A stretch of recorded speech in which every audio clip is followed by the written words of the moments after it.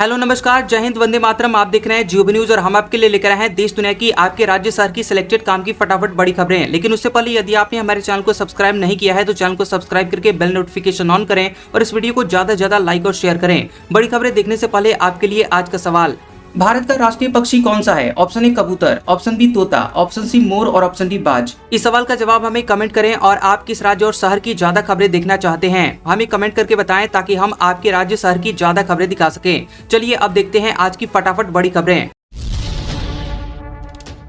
पश्चिम बंगाल में 7 election observer बंधक, supreme court नाराज, कहा हमें पता है उपद्रवी कौन है। वोटर लिस्ट से नाम कटने पर लगातार दूसरे दिन प्रदर्शन। सुप्रीम कोर्ट ने पश्चिम बंगाल के मालदा जिले में एसआईआर से जुड़े हुए 7 इलेक्शन ऑब्जर्वर को बंधक बनाए जाने की घटना पर नाराजगी जताई है। कोर्ट ने कहा है कि उन्हें 9 घंटे बंधक बनाकर रखा गया, खाना पानी तक नहीं दिया गया। ये घटना सोची समझी और भड़काऊ लगती है। हमें पता है कि उपद्रवी कौन है। इनका मकसद न्यायिक अधिकारियों का मनोबल गिराना और चुनावी प्रक्रिया को बाधित करना है। सीजेआई सूर्यकांत और जस्टिस जॉय माल्या बागची और जस्टिस विपुल एम पंचोली की बेंच ने कहा कि राज्य में कानून व्यवस्था ढह गई है। बेंच ने राज्य के गृह सचिव, डीजीपी और अन्य अधिकारियों से उनकी निष्क्रियता पर जवाब मांगा है।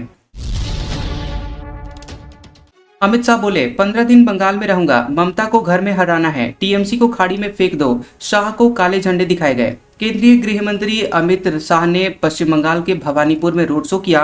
उन्होंने कहा कि मैं अगले 15 दिन बंगाल में रहने वाला हूं और टीएमसी को जड़ से उखाड़ फेंकने और उसे बंगाल की खाड़ी में फेंकने के लिए हर किसी को बिना किसी डर के वोट देना चाहिए। कोई भी गुंडा बंगाल के मतदाताओं को नहीं रोक सकता। शाह का काफिला जब कालीघाट पहुंचा, जहां से ममता बनर्जी का घर कुछ ही दूरी पर है, वहां पर टीएमसी के कार्यकर्ता ने काफिले के सामने जय बांग्ला और ममता बनर्जी जिंदाबाद के नारे लगाए। सिर पर काला कपड़ा बांधे लोगों ने अमित शाह गो बैक के नारे लगाए और काले झंडे भी दिखाए। नेपाल में एवरेस्ट स्कैंडल का भंडाफोड़, खाने में बेकिंग सोडा मिलाकर बीमार करते थे, फिर हेलीकॉप्टर से रेस्क्यू कराकर मोटा पैसा बनाते थे। नेपाल में माउंट एवरेस्ट से जुड़ा हुआ एक बड़ा स्कैंडल सामने आया। दरअसल ये काफी हैरान कर देने वाला है क्योंकि ये बिल्कुल नया है। काठमांडू पोस्ट की रिपोर्ट के मुताबिक कुछ शेरपा और ट्रैकिंग से जुड़े हुए लोग मिलकर खाने में बेकिंग सोडा या एक खास दवा मिलाकर पर्यटकों को बीमार बनाकर महंगे हेलीकॉप्टर रेस्क्यू के जरिए करोड़ों का बीमा घोटाला कर रहे थे। रिपोर्ट के मुताबिक नेपाल पुलिस ने इस मामले में 32 लोगों पर केस दर्ज किया है। इसमें ट्रैकिंग कंपनी के मालिक, हेलीकॉप्टर ऑपरेटर और अस्पताल से जुड़े हुए लोग शामिल हैं। इन पर संगठित अपराध और धोखाधड़ी के आरोप लगे हैं। नेपाल के ऊंचाई वाले पहाड़ी इलाकों में हेलीकॉप्टर से रेस्क्यू करना कई बार लोगों की जान बचाने का जरूरी तरीका होता है। वहां पर ऑक्सीजन कम होती है और मौसम अचानक से खराब हो सकता है, इसलिए बीमार या फंसे हुए ट्रैकर को जल्दी काठमांडू पहुंचाना जरूरी होता है। लेकिन इसी सिस्टम का गलत फायदा भी उठाया जा रहा है। जल्दीबाजी, साफ जानकारी की कमी और सही निगरानी न होने के कारण वहां एक बड़ा बीमा घोटाला भी चल रहा है। जांच में सामने आया कि कुछ शेरपा ट्रैकिंग एजेंसियों के साथ मिलकर पर्यटकों के खाने में पहले बेकिंग सोडा मिला देते थे। इस वजह से पर्यटकों को तेज पेट दर्द, उल्टी और अन्य दिक्कतें होती थी, जो कि ऊंचाई पर होने वाली बीमारी एल्टीट्यूड सिकनेस जैसी लगती है। कुछ मामलों में लोगों को डायमॉक्स या एक दवा जो कि ऊंचाई की बीमारी के लिए दी जाती है, उसके साथ ज्यादा पानी पिलाकर ऐसे लक्षण पैदा किए गए जिससे लगे कि हालात गंभीर बन गए हैं। जब पर्यटक बीमार पड़ जाते हैं तो उन्हें महंगे हेलीकॉप्टर से रेस्क्यू कराने के लिए दबाव बनाया जाता है। इसके बाद फर्जी मेडिकल रिपोर्ट और फ्लाइट दस्तावेज बनाकर इंटरनेशनल बीमा कंपनियों से पैसे वसूल लिए जाते हैं। अब 1 जनवरी से लागू होंगे सिम बाइंडिंग के नियम। सरकार ने डेडलाइन आगे बढ़ाई। इसमें व्हाट्सएप सिम कार्ड के बिना नहीं चलेगा। केंद्र सरकार ने सिम बाइंडिंग के नियमों को लागू करने की डेडलाइन को बढ़ाकर 31 दिसंबर 2026 कर दिया है। यानी कि नए नियम अब 1 जनवरी 2027 से लागू होंगे। इंडस्ट्री की मांग को देखते हुए सरकार ने ये कदम उठाया है। नए नियमों के तहत मोबाइल्स में सिम कार्ड न होने पर व्हाट्सएप, टेलीग्राम, सिग्नल जैसे मैसेजिंग ऐप काम नहीं करेंगे। कंप्यूटर पर लॉगिन व्हाट्सएप भी 6 घंटे में लॉग आउट हो जाएगा। सरकार का दावा है कि इससे साइबर फ्रॉड रोकने में मदद मिलेगी। सोने में आज 3263, चांदी में 13,000 रुपए गिरावट। ईरान जंग से 34 दिन में सोना 16,000 रुपए सस्ता हुआ, चांदी 42,000 रुपए नीचे आई। अमेरिका इजराइल की ईरान से चल रही जंग के बीच सोने चांदी की कीमतों में गिरावट देखने को मिली है। India Boolean and jewellers association IBJA के मुताबिक 10 ग्राम 24 कैरेट सोना 5,346 रुपए घटकर 1,46,000 रुपए पर आ गया है। इससे पहले बुधवार को ये 1,51,000 रुपए पर था। वहीं 1 किलो चांदी 15,176 रुपए घटकर 2,25,000 रुपए पर रह गई है, जो 25 मार्च को 2,40,000 रुपए पर थी। अमेरिका ईरान जंग के कारण सोना 34 दिन में 13,590 और चांदी 42,040 रुपए सस्ती हुई है। पेट्रोकेमिकल प्रोडक्ट पर इंपोर्ट ड्यूटी खत्म। अमेरिका, इजराइल और ईरान जंग के बीच सरकार का फैसला। प्लास्टिक, टेक्सटाइल और ऑटो सेक्टर को फायदा। केंद्र सरकार ने 1 अप्रैल को 40 क्रिटिकल पेट्रोकेमिकल प्रोडक्ट्स पर लगने वाली बेसिक कस्टम ड्यूटी को पूरी तरह से माफ कर दिया है। ये छूट 30 जून 2026 तक लागू रहेगी। अमेरिका, इजराइल और ईरान युद्ध के बीच में जारी तनाव और ग्लोबल सप्लाई चेन में रुकावटों को देखते हुए ये कदम उठाया गया है। इसका उद्देश्य घरेलू मैन्युफैक्चरिंग सेक्टर को कच्चे माल की सप्लाई लगातार मिलना और बढ़ती लागत को कम करना है और इससे सरकारी खजाने पर 1800 करोड़ रुपए का बोझ पड़ेगा। भारत में बनेगा दुनिया का तीसरा सबसे बड़ा एयरशिप प्लांट। फ्रांस की कंपनी फ्लाइंग वेल्स भारी सामान ढोने वाली प्रोजेक्ट का करेगी विस्तार। फ्रांस के राष्ट्रपति इमैनुअल मैक्रों और भारत के प्रधानमंत्री नरेंद्र मोदी के बीच हुई आधिकारिक मुलाकात के बाद एक बड़ी खबर सामने आई है। दरअसल फ्लाइंग वेल्स और भारत के BLP ग्रुप ने हाथ मिलाया है। इस साझेदारी का मकसद भारत को next gen cargo airship manufacturing का ग्लोबल हब बनाना है और ये समझौता एक बड़े औद्योगिक प्लान का पहला हिस्सा है।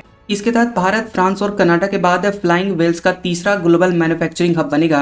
इसके साथ ही इसका लक्ष्य मिडिल ईस्ट और एशिया पैसिफिक क्षेत्र में हैवी लिफ्ट एयरशिप टेक्नोलॉजी को तेजी से पहुंचाना है। ईरान में इस्लामिक गार्ड के हाथ में पूरा कंट्रोल। रिपोर्ट, राष्ट्रपति को सुप्रीम लीडर मुज्तबा से मिलने से रोका। IRGC सरकार के बीच टकराव। ईरान में सरकार और धार्मिक सेना IRGC के बीच टकराव बढ़ने की खबर है। तेहरान टाइम्स रिपोर्ट के मुताबिक ईरान की ताकतवर सेना जैसे कि संस्था इस्लामिक रिवोल्यूशनरी गार्ड्स कॉर्प्स यानी IRGC और राष्ट्रपति मसूद पजेशकियान के बीच सत्ता को लेकर खींचतान चल रही है। अखबार के मुताबिक IRGC ने देश का कंट्रोल हाथ में ले लिया है और दावा यह भी है कि राष्ट्रपति पजेशकियान की मुलाकात सुप्रीम लीडर मुज्तबा खामनेई से नहीं हो पा रही है। ईरानी सुप्रीम लीडर के सलाहकार अमेरिकी हमले में घायल, पत्नी की जान गई। दावा, पाकिस्तान उनके जरिए ही ईरान से सीज फायर वार्ता कर रहा था। ईरान के पूर्व विदेश मंत्री कमाल खराजी के तेहरान स्थित घर पर अमेरिका ने हमला कर दिया और इसमें उनकी पत्नी की जान चली गई है। खराजी को गंभीर हालत में हॉस्पिटल में भर्ती किया गया। खराजी अभी ईरान की स्ट्रेटेजिक फॉरेन रिलेशंस काउंसिल के चेयरमैन हैं। ये संस्था सीधे देश के सर्वोच्च नेता को सलाह देती है और विदेश नीति से जुड़े हुए बड़े फैसलों में अहम भूमिका निभाती है। खबरों में बताया गया कि खराजी हाल ही के दिनों में पाकिस्तान के साथ सीज फायर वार्ता को लेकर बैक चैनल से संपर्क में थे। हालांकि इसकी अभी तक कोई आधिकारिक पुष्टि नहीं हुई है। सुप्रीम कोर्ट की सुनवाई में पहुंच गए राष्ट्रपति ट्रंप। कहा, दुनिया में जन्म के आधार पर नागरिकता देने वाले हम एकमात्र बेवकूफ। अमेरिका में पहली बार कोई राष्ट्रपति खुद सुप्रीम कोर्ट की सुनवाई में पहुंचा। ट्रंप अपने ही फैसले से जुड़े हुए मामले को देखने कोर्ट गए थे जिसमें जन्म से मिलने वाली नागरिकता यानी बर्थ राइट सिटीजनशिप को सीमित करने की बात कही गई है। ट्रंप काले सूट और लाल टाई में व्हाइट हाउस से मोटरकेड के जरिए कोर्ट पहुंचे और पब्लिक गैलरी की पंक्ति में बैठे। वहां पर वह करीब 1 घंटे तक रहे और सरकार के वकील की दलील पूरी होने के बाद चले गए। वहीं सुनवाई की शुरुआत में कोर्ट मार्शल ने पारंपरिक घोषणा ओयेज ओयेज ओयेज यानी सुनिए सुनिए सुनिए से की, जिस पर ट्रंप समेत सभी लोग खड़े हुए। हालांकि इस ऐतिहासिक मौके के बावजूद चीफ जस्टिस जॉन रॉबर्ट ने ट्रंप की मौजूदगी का कोई खास जिक्र नहीं किया।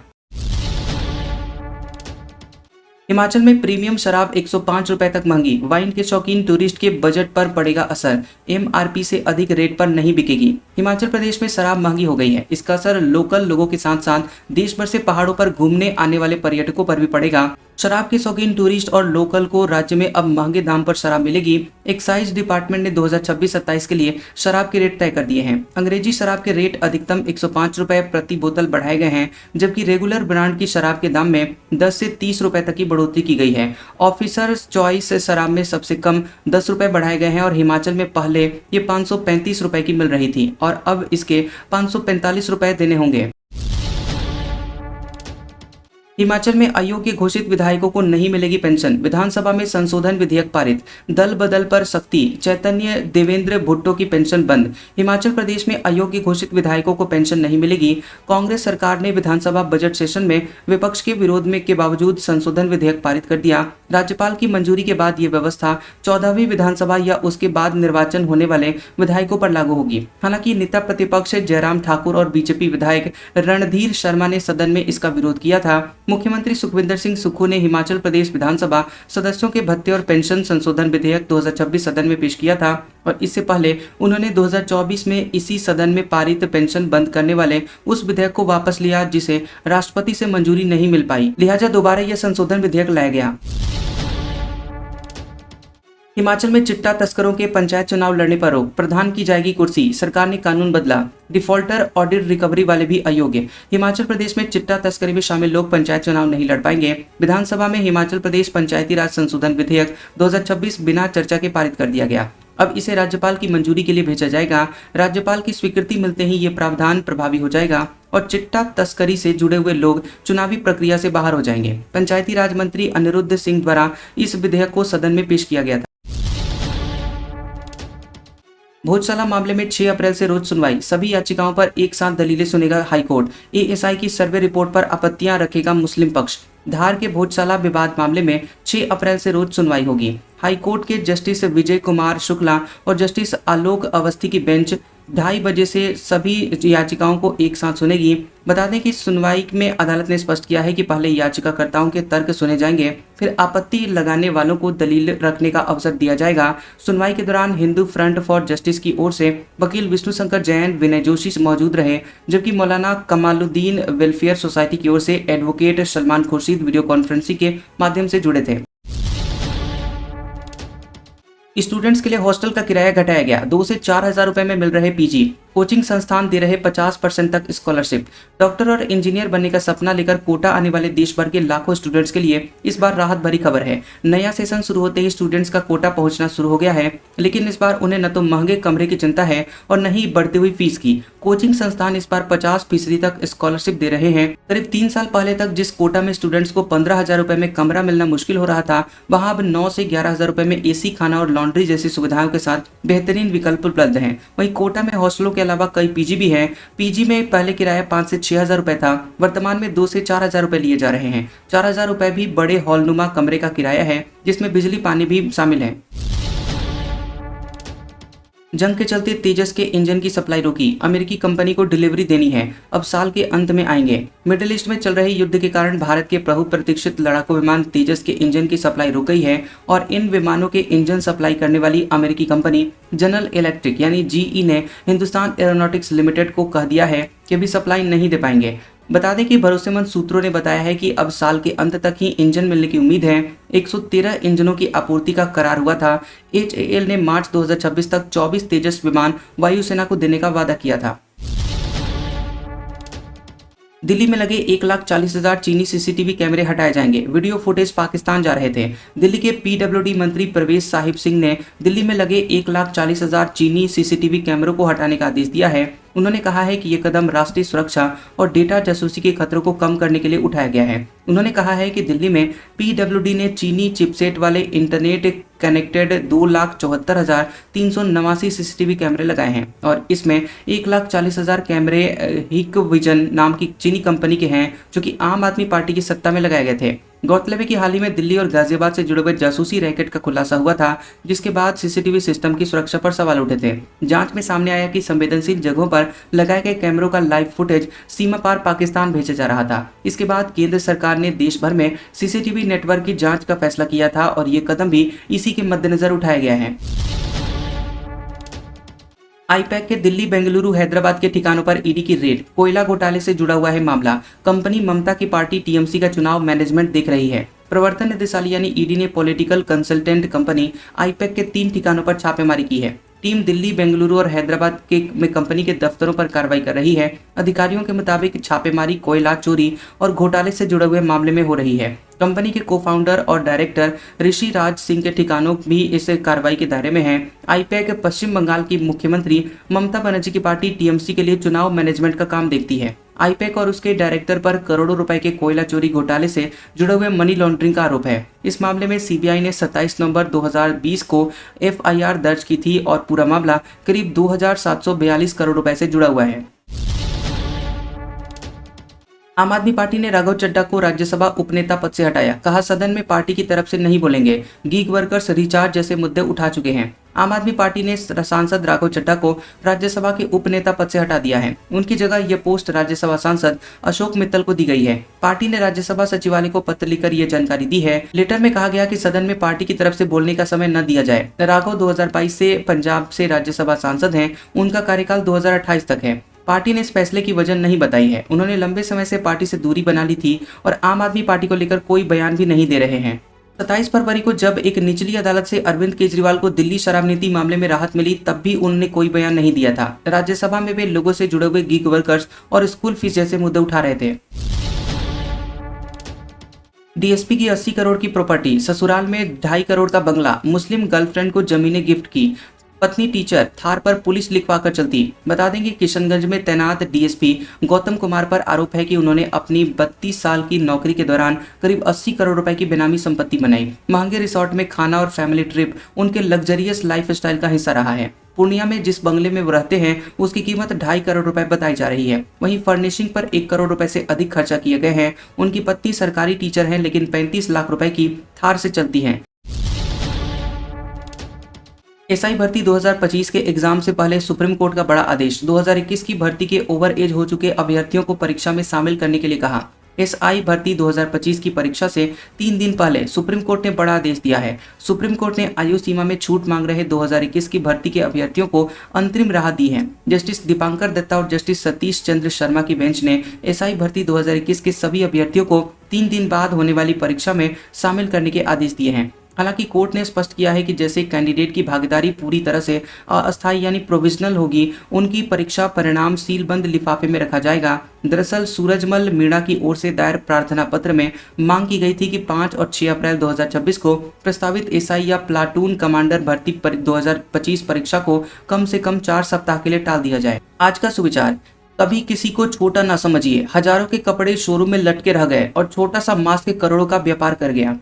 कैसा लगा ये वीडियो हमें कमेंट सेक्शन में जरूर बताएं। वीडियो पसंद आया हो तो वीडियो को लाइक और शेयर करें और ऐसी इंटरेस्टिंग वीडियोस देखने के लिए हमारे चैनल जियोबी न्यूज को सब्सक्राइब करें और बेल आइकॉन को दबाएं। और हमारे ओल्ड और लेटेस्ट वीडियोस देखने के लिए हमारे प्लेलिस्ट और कम्युनिटी टैब को जरूर चेक करें। तो मिलते हैं अगले वीडियो में, तब तक के लिए आपका शुक्रिया।